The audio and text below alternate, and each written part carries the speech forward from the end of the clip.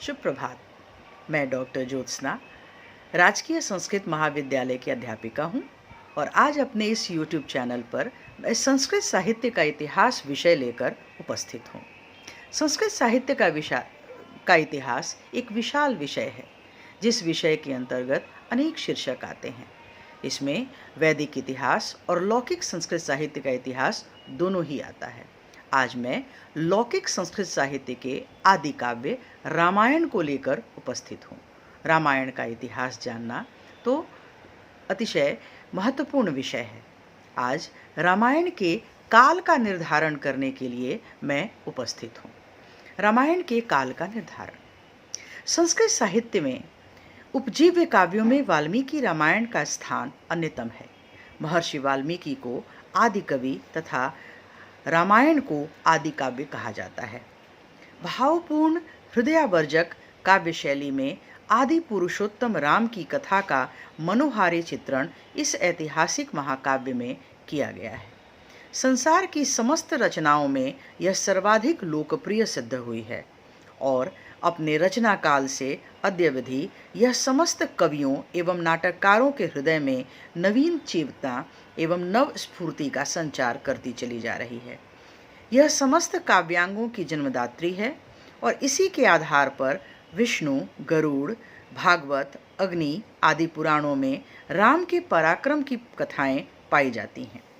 भास, कालिदास तथा बौद्ध एवं जैन महाकवियों सहित अन्य कवियों ने भी इसी से प्रेरणा लेकर अपने महाकाव्यों की रचना की है। श्री कृष्ण चैतन्य ने अपने ग्रंथ संस्कृत साहित्य का नवीन इतिहास में कहा भी है कि इस प्रकार जो प्रथम प्रतिभाशाली व्यक्ति महाकाव्य की सृष्टि के लिए अवतरित हुए थे वे वाल्मीकि थे, जिन्होंने संसार को उसके महानतम अभिजात ग्रंथों की श्रृंखला में रामायण की भेंट दी। इस आदि काव्य में को चतुर्विंशति सहस्री भी कहा जाता है। वाल्मीकि रामायण का रचना काल विवादास्पद है तथा विचारक इस संबंध में अपने पृथक पृथक मत व्यक्त करते हैं, परंतु बाह्य तथा अंतः साक्ष्यों के आधार पर रामायण के निर्माण का समय निर्धारित किया जा सकता है। सबसे पहले हम बाह्य साक्ष्यों का आकलन करेंगे। बाह्य साक्ष्य।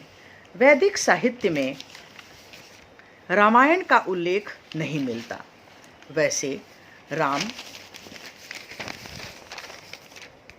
कथा का कुछ आभास वैदिक साहित्य में है, परंतु यह निश्चित रूप से नहीं कहा जा सकता कि उपनिषदों में प्रसिद्ध राजा जनक रामायण में वर्णित मिथिलाधीश ही हैं। वेबर ने रामायण का संबंध यजुर्वेद से जोड़ने का प्रयत्न किया है तथा जैकोबी ने इंद्रवृत्रासुर संग्राम को राम रावण युद्ध बतलाने का प्रयास किया है। ऋग्वेद में सीता का देवी रूप में वर्णन मिलता है। सूत्र ग्रंथों में भी सीता की प्रार्थना मिलती है, परंतु वैदिक साहित्य की अस्पष्ट एवं रहस्यपूर्ण भाषा से किसी निश्चित तथ्य पर पहुंचना सर्वथा कठिन है। बौद्ध तथा जैन साहित्य में राम कथा का स्पष्ट उल्लेख मिलता है। बौद्ध कवि कुमारलात की कल्पना मंडनिका में ऐसा उल्लेख आया है कि रामायण सर्वसाधारण में वाचित था। जैन कवि विमल सूरी ने राम कथा को अपने पद्मचर्यु नामक प्राकृत भाषा के महाकाव्य में निबद्ध किया है। इस काव्य की रचना महावीर की मृत्यु से 530 वर्ष के अनंतर लगभग 62 ईस्वी में की गई थी। 78 ईस्वी में महाकवि अश्वघोष ने बुद्ध चरित्र नामक महाकाव्य में रामायण के सुंदर कांड की अनेक उपमाओं और उत्प्रेक्षाओं को निबद्ध किया है।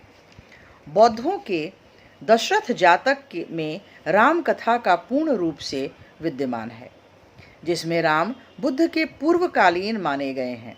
जातकों का समय ईसा से 300 वर्ष पूर्व माना जाता है, अतः यह सिद्ध है कि रामायण इससे पूर्व ही 7 कांडों में रची जा चुकी थी। यद्यपि कुछ पाश्चात्य विद्वान विंटरनेड्स, डेविस ब्रेबर आदि रामायण का आधार बौद्ध साहित्य की राम कथा को माना है, परंतु यह तथ्य असत्य प्रतीत होता है। इतना ही नहीं, महाभारत के रचयिता जिनका कि समय 400 ईस्वी पूर्व माना जाता है, वे राम कथा से ही नहीं अपितु वाल्मीकि तथा उनके महाकाव्य रामायण से भी भली भांति परिचित थे। इसी कारण वन पर्व में रामोपाख्यान तथा हरिवंश में राम कथा का निर्देश है, परंतु रामायण में कहीं भी महाभारत के पात्रों का उल्लेख नहीं मिलता। इससे रामायण की प्राचीनता सिद्ध होती है। यह सिद्ध हो जाता है कि रामायण महाभारत के पूर्व की रचना है। अब अंतर साक्ष्यों का आकलन करें। इन बाहरी प्रमाणों के अतिरिक्त रामायण में निहित अंतर साक्ष्यों के आधार पर भी कतिपय विद्वानों ने रामायण के रचना काल पर प्रकाश डाला है। सबसे पहला पाटलिपुत्र नगर की स्थापना 500 ईस्वी पूर्व मगध नरेश अजातशत्रु ने की थी। रामायण में राम गंगा और शोण के संगम पर होकर वन को जाते हैं, परंतु पाटलिपुत्र का उल्लेख नहीं मिलता। अतः रामायण का 500 ईस्वी पूर्व बनना सिद्ध होता है।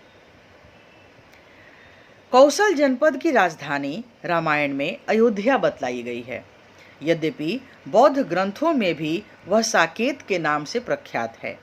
लव ने अपनी राजधानी श्रावस्ती में बसाई थी, अतः रामायण की रचना उस समय हो गई होगी, जबकि कौशल प्रदेश की राजधानी श्रावस्ती न होकर अयोध्या थी।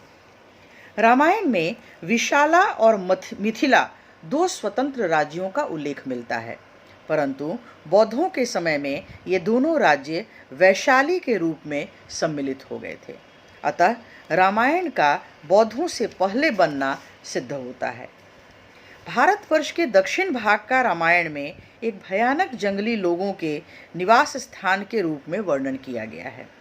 आर्य सभ्यता के फैलने से पूर्व दक्षिण भारत की यही दशा थी। अतः दक्षिण में आर्य सभ्यता के विकास के पूर्व ही रामायण बन चुकी थी। रामायण के बालकांड के अनुसार यह सिद्ध होता है कि उत्तरी भारत में आर्य जातियों के कोसल, अंश और कानेकुब्ज, मगध, मिथिला आदि अनेक छोटे छोटे राज्य थे। यह राजनीतिक स्थिति भगवान बुद्ध के पूर्व की ही है। अतः बौद्धों से पहले रामायण रची जा चुकी थी। प्रोफेसर सिल्वेन के अनुसार बौद्ध ग्रंथ सद्धर्म मृत्युत्थान निस्संदेह रामायण के बाद की रचना है, क्योंकि इसमें जम्बूद्वीप का वर्णन रामायण के दिग्वर्णन से पूर्णतः मिलता है। इसके अलावा इस ग्रंथ में नदियों, समुद्रों, देशों और द्वीपों का उल्लेख भी बिल्कुल उसी शैली में किया गया है जिस शैली में रामायण में मिलता है। प्रोफेसर वेबर ने रामायण में 2 स्थानों पर आए हुए यवन शब्द के आधार पर रामायण पर यूनानियों का प्रभाव सिद्ध किया है और इसे बाद की रचना ठहराया है, पर डॉक्टर याकोबी ने उन्हें प्रक्षिप्त सिद्ध कर उन पद्यों को जिनमें यवन शब्द आया है बाद की रचना बताया है, रामायण में मिला दिए गए होंगे। इन प्रमाणों के आधार पर यह निष्कर्ष निकाला जा सकता है कि रामायण बुद्ध के जन्म से पहले की रचना है। यदि वाल्मीकि बुद्ध के बाद होते तो इस प्रकार सर्वप्रिय ऐतिहासिक महाकाव्य को प्राकृत में लिखते। अतः यह निर्विवाद सिद्ध है कि रामायण की रचना बुद्ध से पहले ही हुई थी और रचना काल 500 ईस्वी पूर्व के लगभग है। श्री चंद्रशेखर पांडेय की भांति श्री बलदेव उपाध्याय और वाचस्पति गैरोला ने भी उनका रचना काल 500 ईस्वी पूर्व मानने पर जोर दिया है। मैकडॉनल्ड ने भी रामायण की रचना 500 ईस्वी पूर्व में होना स्वीकार किया है, पर याकोबी ने रामायण की रचना का समय ईस्वी सन के पूर्व 6ठी शताब्दी तथा कीथ ने 4th शताब्दी मानी है। प्रोफेसर वेबर ने तो महाभारत और यूनानी का होमर के पश्चात रामायण का रचना काल माना है तथा हॉपकिंस, विंटरनीड्स, विसेंट स्मिथ, मैकडॉनल्ड व मोनियर विलियम्स आदि की स्थापनाओं की आलोचना करते हुए श्री चिंतामणि विनायक वैद्य ने महाभारत की भांति रामायण के भी 2 रूप माने हैं। उनका विचार है कि रामायण के प्राचीनतम रूप की रचना 1200 ईस्वी पूर्व और दूसरे रूप की रचना 500 ईस्वी पूर्व में हुई, पर सेठ कन्हैया लाल पोद्दार ने वैद्य की कल्पनाओं को निस्सार व महत्वहीन कहा है। संक्षेप में, अंतः तथा बाह्य साक्ष्यों के पूर्ण विश्लेषण से यह सिद्ध हो जाता है कि जहाँ रामायण की बौद्ध धर्म एवं ग्रीक प्रभावों से सर्वथा अछूती है, वहीं बौद्ध ग्रंथों में रामायण के प्रमुख पात्र राम का उज्जवल चरित्र अंकित है।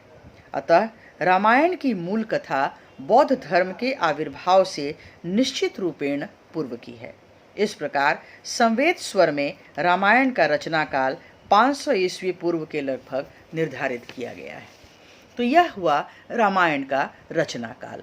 रामायण के का काल निर्धारण, जो कि मैंने आज आपको सिद्ध किया, अंतर और बाह्य साक्ष्यों के आधार पर और प्रसिद्ध विद्वानों की उक्तियों के आधार पर यह निश्चित किया गया कि रामायण की रचना 500 ईस्वी पूर्व बौद्धों के पूर्व ही की गई। धन्यवाद।